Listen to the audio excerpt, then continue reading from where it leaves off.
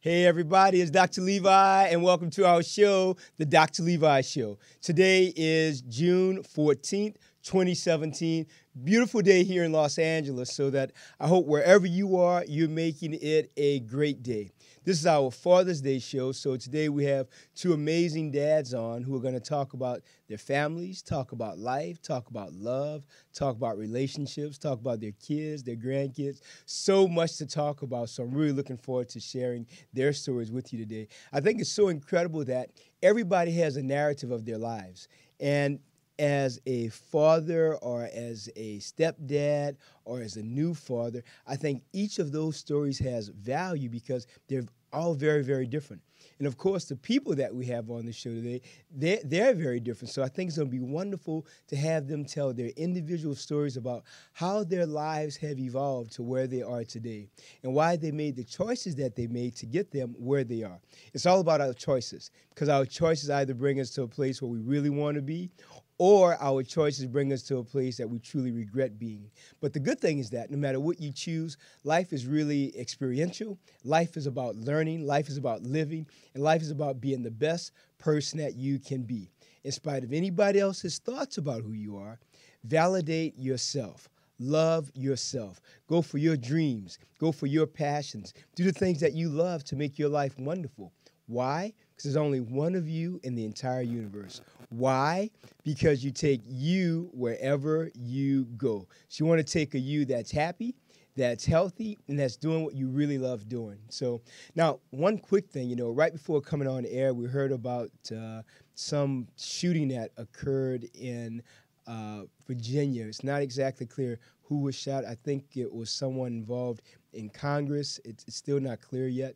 So we just hope the first responders are able to get there and to stop that. Sorry to hear about that, and our positive thoughts and prayers go out to those families and first responders, and hopefully everybody's okay. I think it's so phenomenally crazy that every month it appears that on the show we're having to talk about some mass shooting somewhere. I'm wondering where does that stop? Where do we put an end to this? I don't know. I hope it comes soon. I think our nation right now is so politically divided that this type of vitriol, this type of hatred continues to manifest, whereby someone's so angry at people that they want to take it out on anyone they can, and it's just not fair. A friend of mine said once, and when she said this, I thought, oh, that's a terrible thing to say. But now I think, maybe she has a point. We were talking one day about mass shootings, and she said, I think if people would just stop to think about the impact that they were going to have on the lives of the people that are going to be left behind to grieve, that they wouldn't do this. And I think she's right about that. I think if people just stop and say, you know what? If I take somebody's life, I'm going to leave behind maybe a spouse, a father, or a mother. What about the children? What about the grandchildren? I think it's so important that we really think about what we're going to do and about the impact that your actions will have on the lives of other people. It's really just important. I was talking to a friend of mine the other night, and he and I were talking about Sandy Hook. And I was telling him, I said, of all the mass shootings, we've had horrible things from Orlando to Columbine. I mean, just horrible. But for some reason, every day, not one day has gone by when something will click in my head and I'll think about 9/11 and I'll think about Sandy Hook. Literally every day. So I think the post-trauma of living in a world that is filled with so much hatred, so much divisiveness, I think it's up to us now to bring forth the light. It's up to us to be more loving, more kind, more compassionate, more giving, more active. Write letters to your congressman or your congresswomen, but write letters, be involved in community, but don't go out violently and don't go out and hurt other people. It's so important that's at the forefront of our thoughts. Love, understanding, compassion, and acceptance. That's important. So with that said, sorry about hearing about the shooting, and hopefully everyone's okay. All right. Now, with that said, let's talk a little bit about prostate health. Because it's our Father's Day show, I think it's important that we talk about that. So, well, what is the prostate? The prostate is a small gland that you can palpate it and or touch it with a digital rectal exam. And it's important that especially individuals, men over 50, get this done. Why? Because you want to be screened for prostate cancer. The size of the prostate is about the size of a walnut. And what does it do? It actually creates this milky fluid that is actually comes out with seminal fluid. Now, the bottom line is this. So often when I have discussions with patients about prostate health, they often say, oh, no, Dr. Levi, I'm not letting anyone do that to me. I'm not going to get a prostate exam. So I remind them, it's okay, what's more important, to get an exam or to die and have prostate cancer? And you wouldn't believe this. There's some time when guys would tell me, no, I'll just die. I know that sounds outrageous. It sounds crazy, and it is, but I actually get that at least 8 or 12 times a year where guys will tell me, no, I'm not going to get a digital rectal exam. I'm not letting anyone do this. So, I tell them, it's your choice as a physician. I let them know, but it's also my choice as your physician to inform you that this is important for your health. So it takes about 10 seconds to do the exam. And we're touching the prostate to see if it feels bumpy or lumpy or hard, or if it's very painful. I mean, all of these things will tell us if you have one of the three common things we see associated with prostate problems. And number one is prostatitis. What is prostatitis? Prostatitis is inflammation of the prostate or an infection of the prostate. So someone may have urgency, they may have to urinate a lot, difficulty urinating, they may have pain on urination, pain on ejaculation, or inability to ejaculate. All of these things can be associated with prostatitis. Now, why people develop it, we're not sure. The same with prostate cancer. It's not clear why some people get it. We think with prostate cancer, it may be an association with diet, but it's still not clear. We know that from the research that communities and cultures that have more dairy and more red meat in their diets, there seems to be a correlation of a higher incidence of prostate cancer. So I want to go back and I want to finish the talk about, so there's three major issues we find with the prostate. The more common ones, again, are prostatitis, BPH. What is BPH? Benign prostatic hypertrophy. This is simply the prostate is enlarged. Therefore, someone, especially if they're 60 or older, may have difficulty urinating, may have a sense of urgency at night to get up to urinate but not able to, difficulty voiding their bladder. So with BPH, we have medication, of course, to treat that. And then, of course, the third thing that I'll talk about briefly is prostate cancer. So now that, of course, the screening tests often are the following. One, a PSA, prostate-specific antigen. Often, if it should, in normal, it should be less than 4. Many people feel it should be less than 2.5, actually. So with that said, we also do a digital rectal exam for all of those. Now, if your PSA is elevated, then the doctor will tell you about the possible treatments, considering the following. One, simple radiation, a partial prostatectomy, a full prostatectomy. And many times we try to preserve the prostate. Why? Because when the prostate is taken out, by definition, a man will become impotent. So no more erections, no further ability to actually have an orgasm, basically, and produce any type of seminal fluid. So we really try our best to preserve the prostate. That's really important. Now, with that said, I recommend anyone 50 or older that you may, especially men I'm talking to, that you get your prostate exams. The other thing, of course, is that if you're African American specifically, or if you have a history of prostate cancer in your family, that you get checked even early, even in your 40s or maybe your 30s, especially if you have any of those issues that I talked about. Urgency, difficulty urinating, painful urination, difficulty with ejaculation, painful ejaculation. If you see blood or any other fluid discharge that does not look correct, then you have to be seen and evaluated. There's no shame about this. The goal with this is to give you information so that you can make the right choice for your health, so you can be around for your kids, for your grandkids. And if you don't have any of them, you can be around for yourself, all right? Because you take you wherever you go. You just do.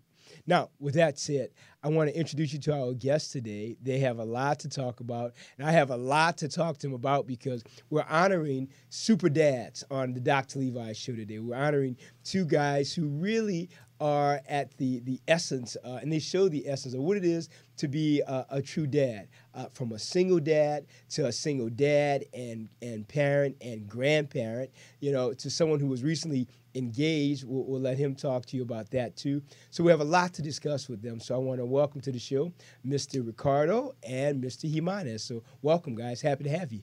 Thank you. Absolutely. Let's hear about you, Ricardo. So where are you from, and what do you do right now? Well, I was originally born in San Fernando, so I am a true Californian. I reside in the Whittier area, but I grew up in Norwalk. Yes. So I'm always a part of the Southern California landscape. This is where I grew up. I have a small business, so Yes. I'm a small business owner, and as of a couple of years ago, I became a professional actor. Great. Almost by accident. But And what made you happened. choose acting? Because acting is not for the weak It of heart. chose me. It's pretty tough. It chose me. Yes. I was doing something completely different. Somebody called me and said, "Hey, you'd be good for something." I went on this interview, Yes. online kind of thing, and I landed a national commercial. That was great. First time? First time. That was fantastic. That was fantastic. So, like I said, it chose me. It's really something that God sent to me to do. And Yes. I truly believe that because I didn't make a tremendous effort to get into it. Yes, yes. Do you enjoy it? I love it. It's what I was born to do. It's Great. obviously what I was born to do. Now, what do you love about that? Because that area is so intensely competitive and so intense. Why that? Well, that's one aspect of it, is that I am tremendously competitive. So, I'm competing for jobs every day in auditions with guys a lot younger than me, Right. obviously a lot better looking than me, a lot more talented than me, but that challenge drives me. But I'll tell you what, one of the things that it allows me to do, because I was a single dad for so many years, emotions are not something that I show on an everyday basis. Yes. I wear my mask Yes. every day because I have to be the rock. Right. I have to be the guy who holds it all together for his family. And when I'm on a set and I'm asked to be emotional, I can do it. I can convey emotions in a safe arena. Right, you can and bring that it. is something that that's something that I've discovered about myself within the acting field. Is a director is asking me to take an emotion and take it to its ultimate conclusion, which would include crying or would include tremendous anger. Right. And I can do those things in a safe environment. It's almost therapy. Really, I believe that. Yeah. What about yourself, Robert Jimenez? Happy to have you with us too. Where are you from now, Robert? I was born in Guadalajara, Jalisco, in Mexico. Yes. I'm 38 years old. Yes. I was raised in Torrance, California. Great. I grew up in Torrance. I love Torrance. Still go there. It's too. still part of me. Yes. I now reside in Paramount, California. Yes. And I'm a new dad. Right. Congratulations. Just got engaged. How old is your child? My son's 9 months old. About to be 10 months. We're about the same age. Right. He's 9 months. I'm about 10 months. Right. I work for Republic Services. I'm a Yes. compliance administrator. Great. I kind of more deal with contracts and municipal counties, and there's a lot of politics involved. So, yes, of course. I really enjoy what I do. Of course. So sometimes the missus would ask, how was your day? And then once I start rambling on about my day, Right. she was like, okay, that's. Right. Sometimes she'll get lost, or because I can talk for a very, very long time. Right. But you know what? Overall, there's something my grandfather used to tell me. He's like, if you're not happy with a job, if you can't get up in the morning, then it's time for you to. Well, I would agree with that. I think something that I talk to my friends about all the time is this statement of all money is not good money. So you have to really, choose something that you love and that you're passionate about. I always think about my father telling me that. You said, Levi, always choose a job that if you loved it so much, if you never got paid for it, you still love getting up every day and going to work because it just puts you on, it would set you on fire, you would say. And I think that's so important that we choose things that we love, because I think the money and the recognition, all that will come if you need that and if the job entitles that.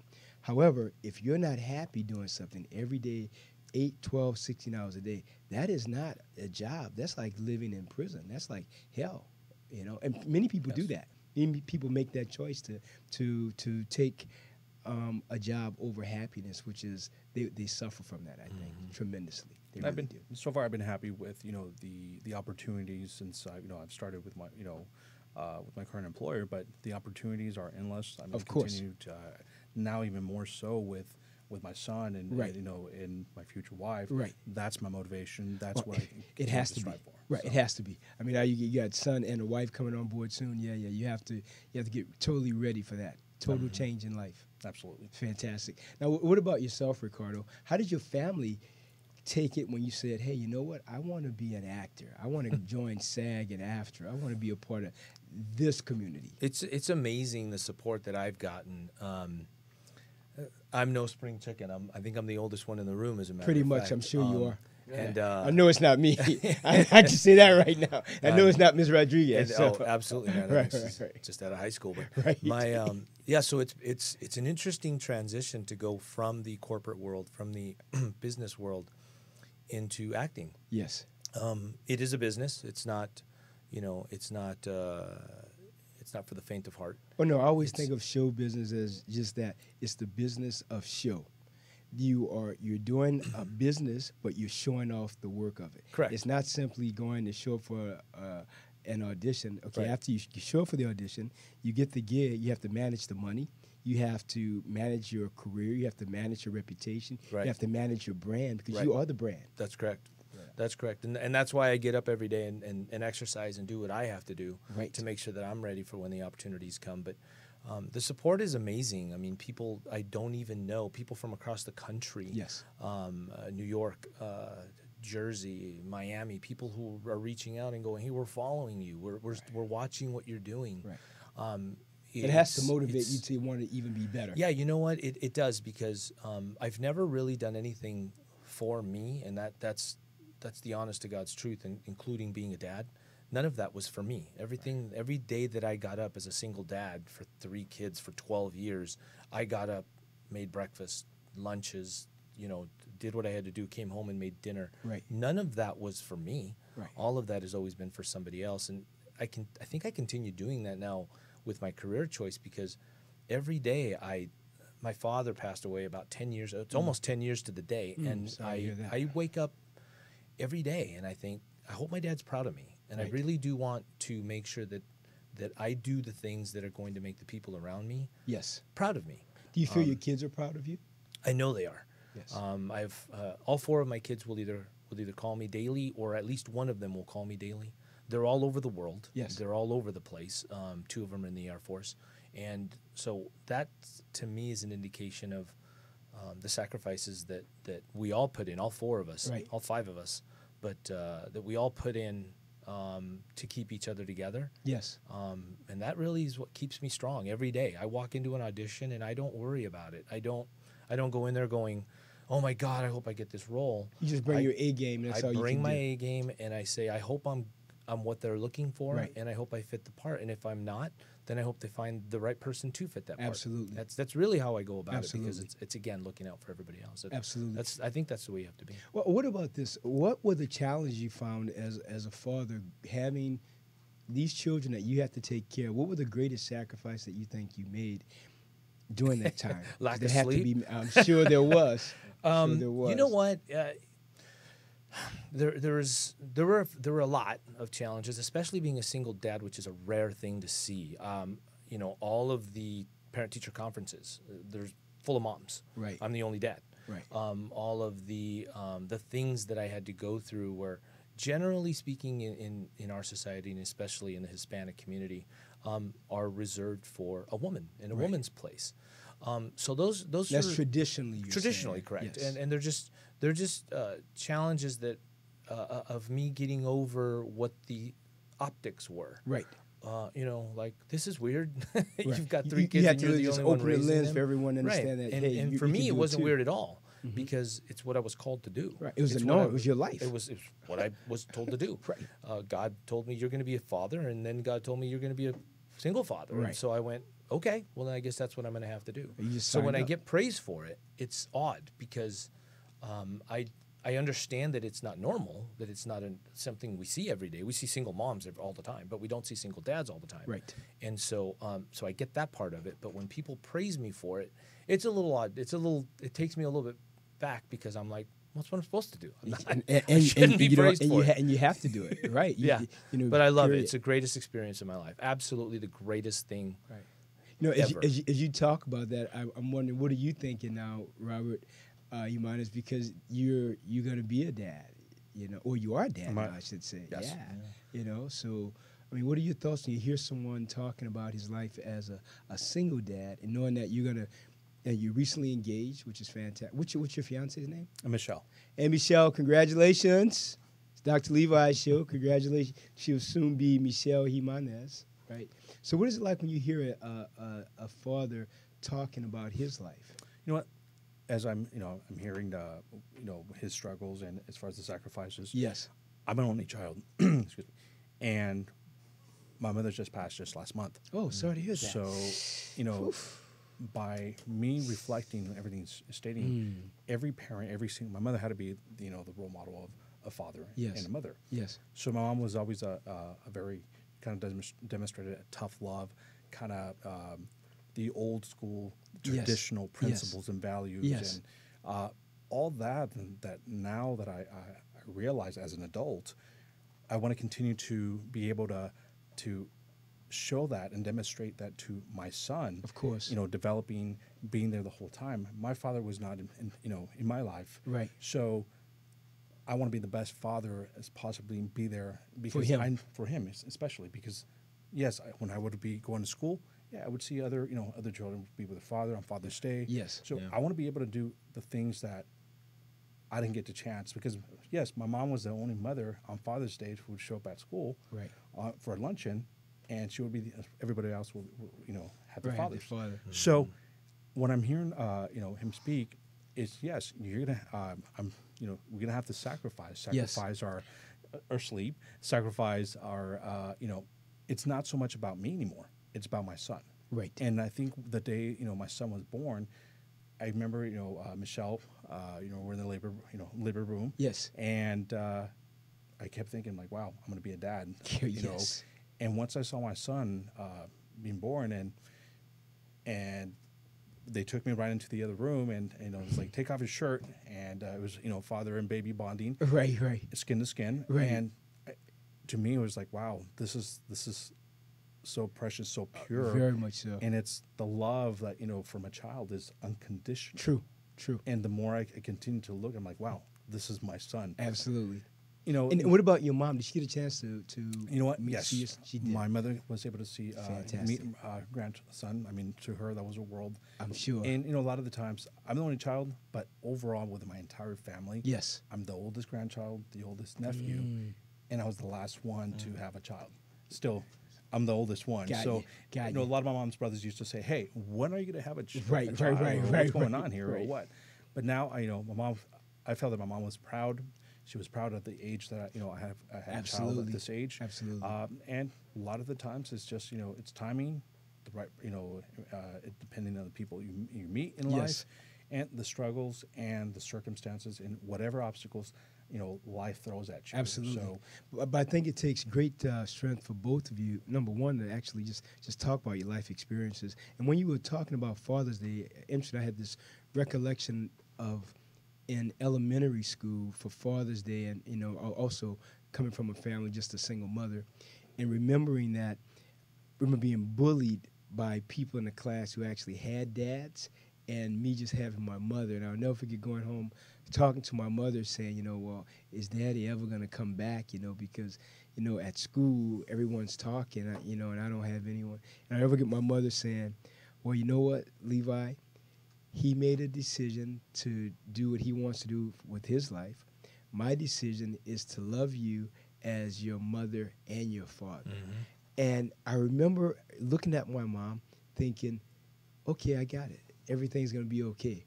So I think it's really important that parents know, either fathers or mothers, that the impact you have on a child is profound. Yes. I mean, how you teach your children, who they see that you're around. My dad used to always say, well, Levi, show me your friends and I'll tell you everything about yourself. And I used to think, that's such a stupid statement. But now at 35 plus, I get it. It makes a lot of sense. Mm-hmm. You know, now I want to ask you all, both of you, how do you balance, specifically for yourself, Ricardo, how do you balance relationships now? Because now you have kids and you have 3 grandchildren. Mm-hmm. How do you balance your personal life? That's a great question, because I was very, very young when I became a single dad. Yes. And I was very, very young when they started to grow up and get into high school and, Yes. and you know, really do their own thing. Right, get on with their lives. Get on with their lives. And so I would always, no matter what, my current girlfriend now, Rachel, she's amazing. She's an amazing individual. And what makes her amazing when you use that word? She about her is absolutely understands that nothing comes before my kids, nothing. And so when I get that phone call like I recently got, you know, early in the morning that somebody's been in an accident and I have to respond to that, she understands. And she jumps up and says, what can I do to help? Right. In other relationships that I've had, you know, you go through the trials and tribulations of dating, was like, well, what about me? Right. And my response is, well, what about you? I mean, these are my kids that we're talking about. Right. So it's a balance. It Yeah. really is knowing who you are and what you're on earth to do. Right. And And it's a very strategic and diplomatic Absolutely. balance, because you don't want that person to feel less than, but you also have to let them know the priority are your kids. at the same time, there's no thought process to it. Right. These are my kids, and that's all Period. there is to it. End of story. They're number one. And if you don't like that, It's then not a match. It's not a match, and maybe Got we don't need to be together. And, Right. and that's, I mean, that's with anything, but especially with being a parent. Right. I was asked recently in a audition. It was the strangest audition I've ever been on, and then now it's so profound now that I'm reflecting back on it. Who is Ricardo Martin? I was asked that. Who is Ricardo Martin? And I just sat there going, is this really an audition? What's going on Right. here? Yeah. Is this a And prank? they said, no, we really want to know. Right. And my immediate answer was, I'm a dad. I'm a daddy. Because everybody has a father. Right. Everybody who was born has a father. Everybody. But there's very few dads anymore. Unfortunately, there's fewer and fewer dads. And that's really who I am. I'm a Right. dad. Right. First and foremost, more than anything, and before anything, before I'm an actor, before I'm a businessman, before I'm Hispanic, before I'm anything, You're I'm a father. dad. Yes, you are. You I'm are a dad. And, Right. and I think, honestly, I think it should be called Dad's Day, Mm. because fathers are important, but dads Right. are ultimately Yeah, important. because dads show up. They're at the ball Dads are games. there. They're at the meetings. whether they're at the blood or birthdays. not, whether They're they're there. same-sex couple, whether they're They're somebody there. else's kid and you happen to be raising them, they're dad. Right. And there's a special place in heaven for somebody who raises somebody else's kid. Very much so. That's amazing that somebody would take that on. To love them like that. Absolutely. Yeah, it's a big deal. Absolutely. It's It a big is. So deal. it should be called Dad's Day. Right. I'm with you there. Now, what about yourself now, Ms. Jimenez? When you hear conversations like this, what do you think is at the heart of why some people just walk away from their families? Why a guy or a woman can just leave their families? I mean, what sense do you make of that? Because I don't make any of it. I'd like to know, why do you think people actually do that? Because you're a new parent now. I'm a new parent, you know, and you know, when I sit back and I reflect about my mother, I did ask my mother, hey, where's my dad? Right. She never once denied me. You know, oh, you can't see him, or no. Right. She goes, here's his number. We can give him a call. Right. We gave him a call, and I asked, how come you haven't been in my part of my life? Exactly. And his response was silent. So to me, now that I look at that, I don't have the heart Right. to, to just abandon my son or Right. abandon. I don't like to say the word abandon, but another word. I mean, there's no other word to describe it. There isn't. There isn't. So, when I do see, I do hear other stories from friends of mine or acquaintances or anything that their fathers were never in their lives or anything. Yes. I just, how can it be so heartless? It's another Yes. human Right. being. Yes. Without you, I wouldn't been, Right. would have been Right. been here Yes. today. So, Yes. it's very difficult to even think of leaving my son, Right. or leaving my family. Right. I understand that there's sometimes there's differences between couples or Right. anything that it just doesn't But work the out. children, I we think didn't with ask to children, come here. You brought us exactly. here. It's not their Right. fault. Right. So to me, it's you know, there's my mother always said, you have to be civil, you have to be, you know, mutually respect one another, and that's what I had for your father. I respected him, but at the same time, if he chose to be part of your life, he chose. But in this case, obviously, he's demonstrated, you know, something different. Now that I'm older, you know, I haven't heard from him in over 22 years. Yes. Well, I move on. Yeah, you keep moving. I move on. Yeah, because you're a father now. Right, I'm a father. Right. But at the same time, the legacy of my mother lives through me. Absolutely. And that's something that I continue to think back and I reflect of everything that she did for me, and this is just the same thing that I want to do for my son. Your child. One thing I'm curious about, and I want to reflect about something even in my own life, is that when my dad left when I was 9, you know, he was an abuser of my mother. He beat my mom. He did a lot of drugs and everything, and he used to beat me too. But one thing I've always wondered about, my mother and I, we talk about this often, is when my dad left, to this day, my mother has never once said a negative thing about my dad. I've always found that amazing. And sometimes I will even say things like, remember when he did this? Remember when he kicked you and I caught his leg? Remember when he... And she'll say, yeah, well, we were going through some things. And I said, well, he was such a dick. He was such a this. And my mom would say, nope, don't you say that. That was your father. And I'm always amazed at the compassion that some people have for other people, even when, to me, and this is a judgment call, of course, that they're wrong and they need to be persecuted and prosecuted. But my mother, to this day, nothing but love and nothing but praise. And even now, if I called her right now, she says this, you know, your dad taught you how not to act. He taught you how not to be that type of man. And she's right. She's right. I think it's exactly right. I think that when people ask me, you know, why are you not an alcoholic? My father was an alcoholic. He was an amazing man, had tons of friends, incredible alliances with different people until he drank. Right. When he drank, everybody fled because he became a different person. Yes. So people would ask me, how are you not an alcoholic? And I would always tell them the story, and I don't remember if I heard it or read it, but it was about the two twins. And it was these two twin boys that grew up under the same household with the same alcoholic dad. One was an alcoholic, the other one was not. Right. And they asked the alcoholic son, and they said, they were exact identical twins. And they asked him, why are you an alcoholic? He goes, that's all I saw my entire life. Why wouldn't I be an alcoholic? That's all I saw. That's all I know. Right. They went to the other twin, his brother, and they asked him, well, why aren't you an alcoholic? And he said, that's all I saw my entire life. That's all I know. Why would I do that? Exactly. So I think it's a perspective thing, and I think it's a choice. Yep. And I think that it's unfortunate that in my community, it's almost at 50%, and I think it's almost surpassing it, that kids grow up without a dad. Right. And that's unthinkable to me. Right. It's just, like you were saying, I can't imagine somebody saying, yeah, that's my kid. I don't care. It just... I you can don't have remember, a reference point for I don't, because I can remember the day that Monique, my oldest daughter, was born, and I saw her, and I saw her eyes, and I said, this is the most beautiful thing I've ever seen in my life. She just come out. She still had gunk all over her. Right. And I was so in love with this person. Right.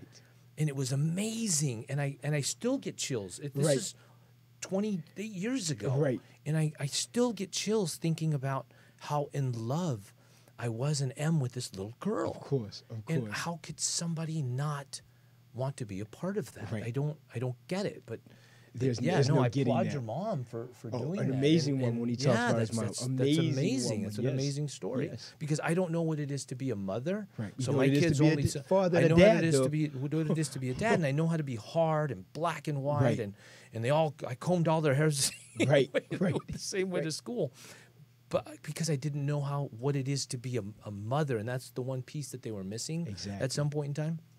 But I did my best to be a dad. That's all you could do. And they're up and doing great things in the world, and I couldn't be prouder of Well, you helped to change the narrative of their lives, to give them what you could. It's true. You know, that's all you could do. You know. Now imagine that you have your son now, and yourself, and Michelle is going to be your wife soon. It must give you this sense of great joy knowing that you can impact your son's life with such love and such compassion, and to give him an understanding about service and about, achieving his dreams. know what? I think with you know what, my mother tried to give me everything possible, obviously. Yes. And she never put any limits on what I wanted to do, or she never discouraged me, oh, no, don't do this or anything. Right. She always always go based on your gut. And at the same time, if your gut tells you not to, then obviously don't do it. Or only you know best as far as what's best for you. Right now, you know, obviously I heard something he mentioned earlier, you know, as a role as a father, you tend to, now you're carrying more weight on your shoulders. A lot. But not only just for your son, but also for, you know, for my future wife. Absolutely. You know, the household. Yes. You know, that is something that I look forward to. Right. Because, you know, I want to be able to provide the best and everything possible. And I'm willing to go and sacrifice what I need to do for my family now. Right. And you know what?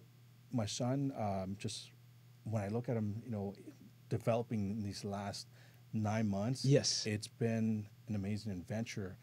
You know, of course, you got the sleepless nights. Of course, yeah, you got, you know, whether he got sick, you know, he has a cold or a runny nose or whatever. It's always an adventure every day. I look forward to it every day. After I get out of work and I go pick him up, it's like everything that I did today, it doesn't matter. As soon as I pick him up, he's, you know, right now he's crawling. He wants to put everything in his mouth. Right. So I'm after him. So, you know, everything has to, everything I'm doing right now, when I'm at home or when I'm having with me or we're out and about, it's just, I always ask, is this the life that, you know, everybody used to talk about? It's like, well, yeah, once you have your kid and you won't have time for anything. Yes, you don't have time for anything. Now imagine, you know, for example, he has, you know, other children. Exactly. Yes. How am I going to do it with 2 or maybe 3 or, you know, friends that have 4 children? And it's like, how do you got time for yourself? And again, that's where I come back again and I realize, like, all my time that I have is nothing for him. And I want to continue to, you know, to make those. To embrace life for him. Exactly. You know, as you said that, I was thinking, you know, about 4 days ago, I called a good friend of mine and said, hey, it's about 9:30 at night. I said, let's go for a run. He said, well, how far? I said, like 5 miles. He said, well, no, I'm here, you know, with the baby. Their baby is 5 months old. I said, but the baby's asleep. He said, yeah, I just want to, like, sit here and watch the baby.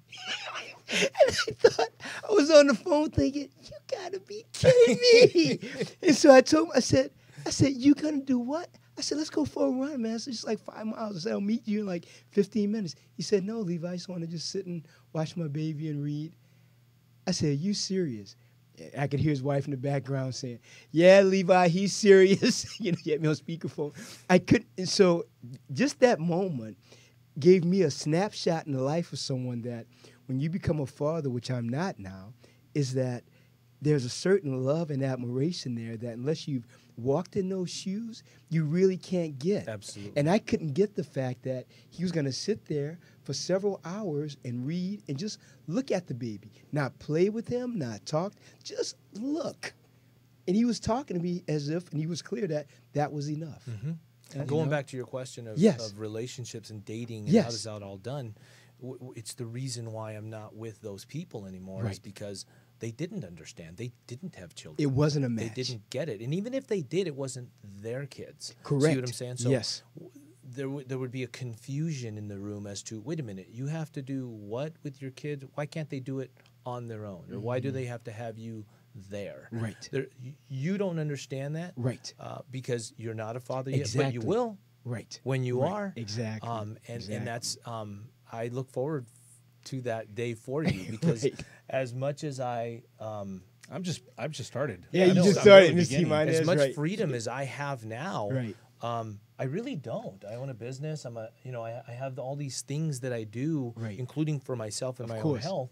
But oh my God, I admire this period of your life right now because I remember my kids being little, you know, and going, wow, this is so cool, like a brand new toy every day.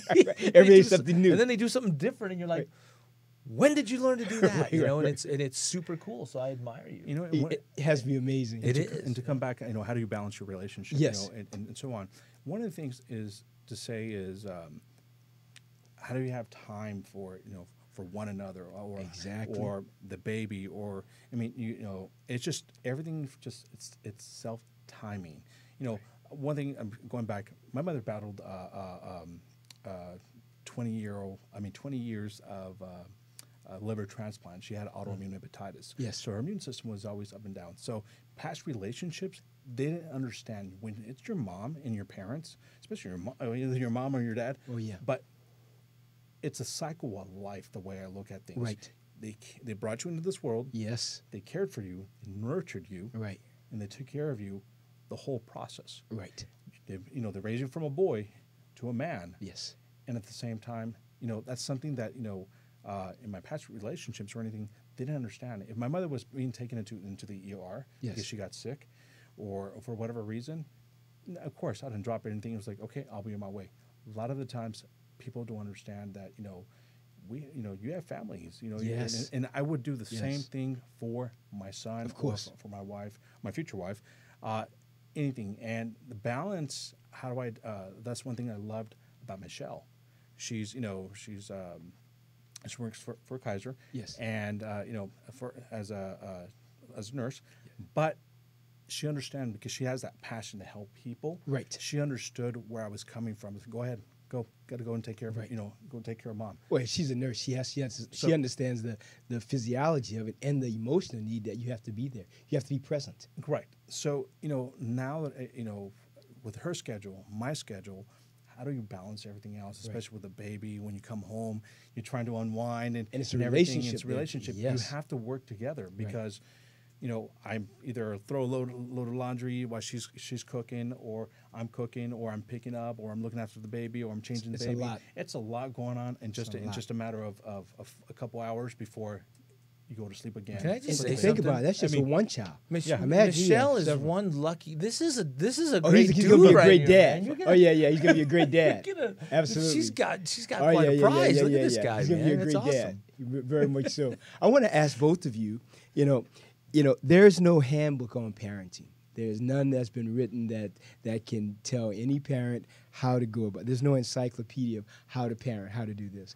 I'd like to hear from both of you.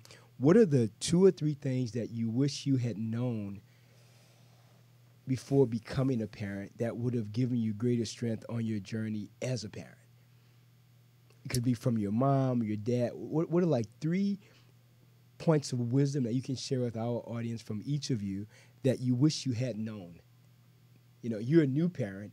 You're a parent and a grandparent, Ricardo. I made a lot of mistakes, raising my kids, decisions that I made, things that I, did that I shouldn't have done, where I can reflect back and go, oh, man, I shouldn't have done that. Right.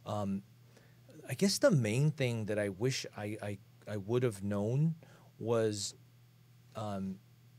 how, despite while I was going through it, Yes. man, this is hard. Oh, my God, I'm so sleepy, or this is so difficult, or, Right. I wish I would have known how easy it was.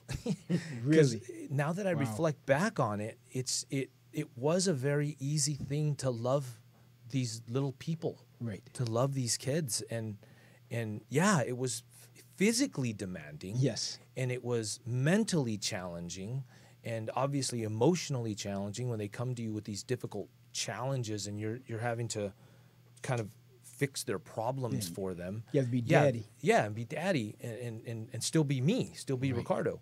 But when you look back on it, man, I wish I could have those days back. I wish I would go back to it. Wow. Because they're amazing people. They're amazing kids. I'm blessed beyond anything that I deserve in having these kids. And so I wish I would have known how easy, it wasn't simple, but how easy it was to love them, because I wouldn't have worried so much. Absolutely. What about yourself, Ms. Jimenez? What are the things that you think your mom would have shared with you that you want to impart to your son as a parent?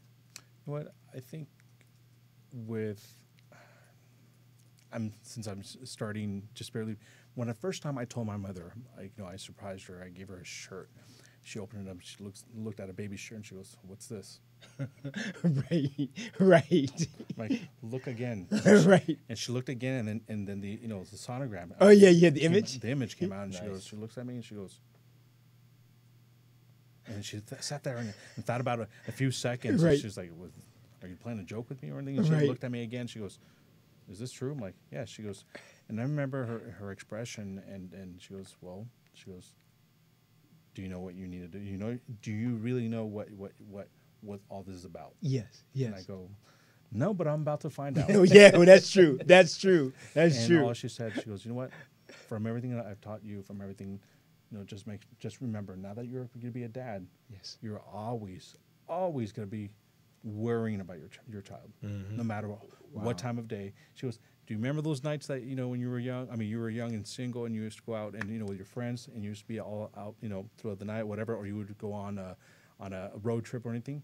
A parent always worries. Yes. So now you can understand exactly how I felt if it's 1 o'clock, 2 o'clock in the morning, and I still haven't either got a call. And I remember with the first time when you moved out, I even worry 10 times more. That's amazing. So when you say that, I got to tell you, there's something I read a long time ago. I don't remember who it was by, that said, when you become a parent, it's like wearing and taking care of your heart outside of your body.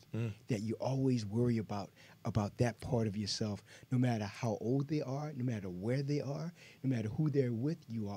They are always in your mind. Are they okay? Are they safe? Do they need anything? It's interesting to hear you say that. Mm-hmm. And one of the things now that I reflect, I used to be, much heavier in weight. Yes, yes. I've been working on as far as, That's all of us. We're all doing that. And especially with the baby coming on the way, and Michelle was pregnant, and then, I gained the daddy weight and so forth. Yes. Now I'm trying to lose that daddy Right. weight. Now that I look at things, now that you read so many things online, it's like now I'm more health conscious. Of course. I want to be there longer for my family, And especially healthy. and healthier. Yes, Right. So that's something that I look for to be there for my future family, Right. and for my son to be healthier and at the same time be more wise. Mistakes. Yes, we all made them. Everybody does them. Right. I've done plenty of mistakes. course. Either mistakes as far as parenting. Yeah. That's still to come for me. Absolutely. Some of the mistakes that I've already done right now. Right. Well, it's changing the diaper for the first time. Right. Let's just say. Just keep on moving. Keep on moving. That I don't miss. I don't miss Right. that Don't part. miss the diapers. Now, No, but he's right about the worry part. I've got Right. 2 kids in the military. Now multiply the worry by 1 million. Yeah, it must It's be just unbelievable. Yeah, it has been. Yeah, Wow. but it's I honor. want to say I think it was really just great having both of you on the show, giving your insight and wisdom about what it is to be a dad, what it is to be a father, what it is to be active in the lives of your children. You as a new father, Mr. Jimenez, and yourself, Mr. Martin, as someone who has several kids and 3 grandchildren. I think you shared a lot with our audience. So I want to really thank you and say I really appreciate the time that you spent with us today. So Thank you for the opportunity. Thank you. Now, what about this? How can people reach out to both of you on like social media, like either Instagram or Facebook? I'm on Facebook. You can look me up as under Robert Jimenez. Okay. Can you spell that out? Sure. for everyone? That's Robert, ROBERT, and then Jimenez, JIMENEZ, or on Instagram, same thing under my name. Fantastic. And what about yourself, Mr. Martin? Same thing. I'm on Facebook, Ricardo Ricky Martin, and then I guess my Instagram feed is Tico Rico Martin, as in Spell that out. Costa Rican, TICO, and then Rico, and then Martin, and then my IMDb page. Yes, as an let's actor. do it. Yeah, it's Ricardo Ricky Martin as well. It's IMDb at Ricardo Ricky Martin. So Fantastic. yeah, Well, talk great. about Costa Rica. I want to go there. Let me Miss- know. I'll Miss tell you Rodriguez. where. We will talk I've been about there that many times. It's Really? heaven. It's the goal this year. Heaven. Really, That's- I want to go there, and I want So to you go to want a me to place be your called tour Ikaria. guide, is what you're saying? I'm down. I'm fine. You're down Yeah, with it. Mrs. Okay. Levi, I'm on my way. I'll be there. Okay. Well, you guys heard it. Tour guide. So look, I want to thank Ricardo Martin and Robert Jimenez for being with us today. Amazing, great men, amazing, great fathers. I want to remind you can reach us on our social media platforms on Facebook, Instagram, YouTube, Twitch TV. And then I'll be at E3 today doing a meet and greet. Over 70,000+ people there today. So that'll be a real interesting venue to take part of. And I guess join us next week. So this is Dr. Levi. So happy to have you with us today. Remember, be kind to everyone because everyone that you see is a reflection of you in some way. All right? Kindness should win. Take care. This is Dr. Levi. Bye.